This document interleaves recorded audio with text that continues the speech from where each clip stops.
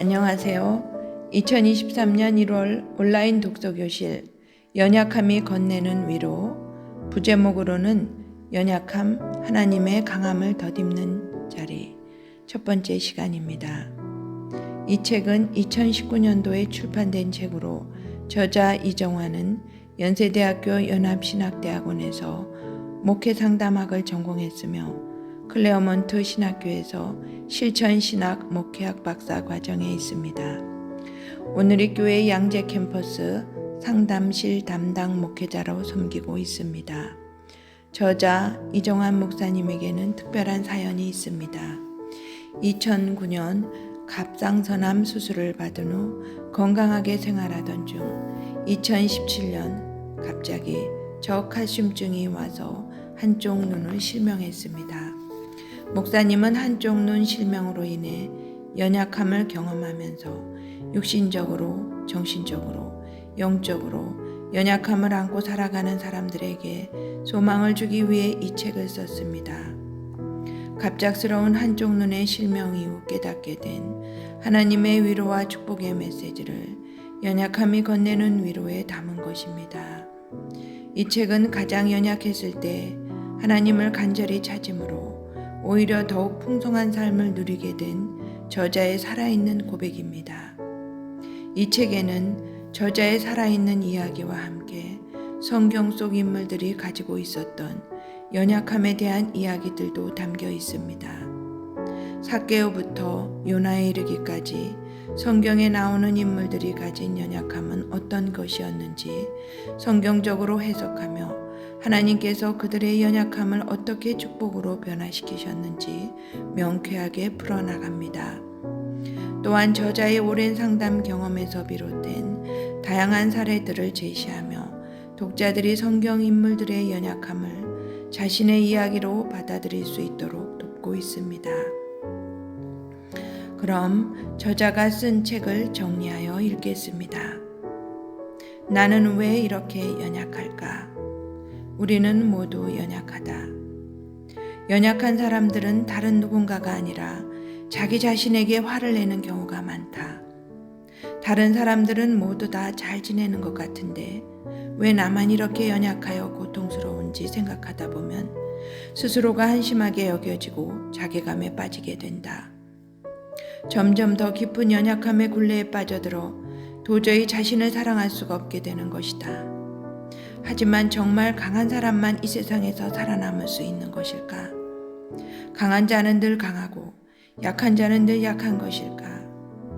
역사책을 보다 보면 전 세계를 호령해온 강한 자들이 서 있던 자리에 늘 연약함이라는 어두운 그림자가 함께하고 있음을 확인할 수 있다. 우리는 모두 연약하다. 하지만 그것을 어떻게 받아들이냐에 따라 삶은 전혀 다른 길로 뻗어나간다.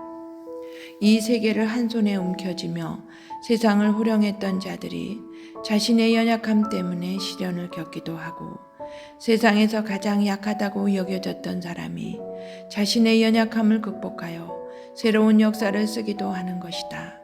그래서 우리는 연약함이라는 어둠 속을 어떻게 헤쳐나가야 할지 늘 고민해야 한다. 이 세상에서 약자로 살아간다는 것, 경제적인 궁핍을 겪는 사람도 정신적으로 상처 입은 사람도 모두 다 똑같은 약자다. 우리는 연약함을 어떻게 헤쳐나가야 할지에 대한 지혜를 갖춰야만 한다. 그리고 그 연약함으로 자기 자신의 삶을 더 다부지게 통찰해야만 한다. 두려움에 사로잡힌 어린 양들. 해소되지 못한 두려움은 점점 부풀어 극단적으로 표출되기도 한다. 대표적인 예가 공황장애다. 공황장애는 뚜렷한 이유도 없이 갑자기 극도의 답답함을 느끼는 불안장애다.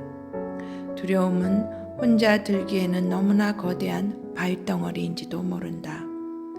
두려움이라는 바위를 혼자서 짊어지려 하면 결국 그 바위돌에 깔려 숨조차 쉴 수 없는 상태가 되고 마는 것이다.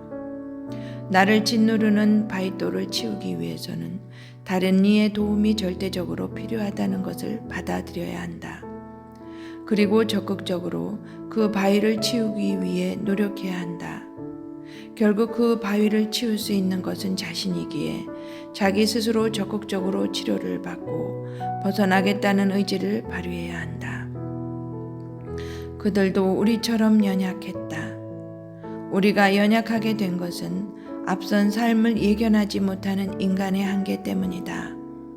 성경 속 인물들도 마찬가지였다.